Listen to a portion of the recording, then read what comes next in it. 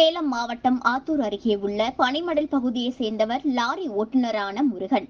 இவரது மனைவி செல்லம். இந்த தம்பதிகளுக்கு ஏற்கனவே 4 குழந்தைகள் உள்ள நிலையில் 5வதாக கடந்த 14ஆம் தேதி ஆத்தூர் அரசு மருத்துவமனையில் ஆண் குழந்தை பிறந்துள்ளது.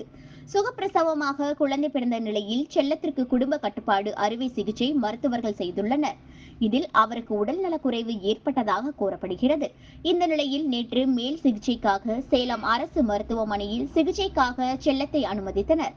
தொடர்ந்து செல்லம் சிகிச்சை பலனின்றி உயிரிழந்தார்.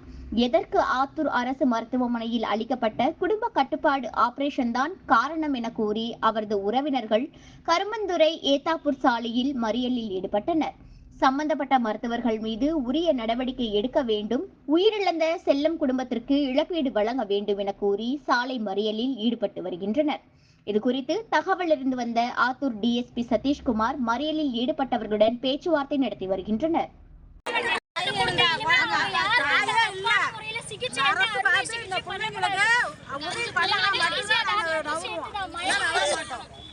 அரசு மருத்துவர் அறுவை சிகிச்சை பிரிவு சார்ந்த எல்லா டாக்டருக்கும் சேர்த்து சொல்றேன், இனிமே யாருக்குமே தப்பான முறையில எந்த அறுவை சிகிச்சை பண்ணக்கூடாது. அனஸ்தீசியா டாக்டர் யாருக்கு எந்த மயக்கம் மருந்தும் அவங்களுக்கு முழுசா ஒரு இன்வெஸ்டிகேஷன் ரிப்போர்ட் இல்லாம கொடுக்க கூடாது. அப்படி கொடுத்தா அவங்களுக்கு தகுந்த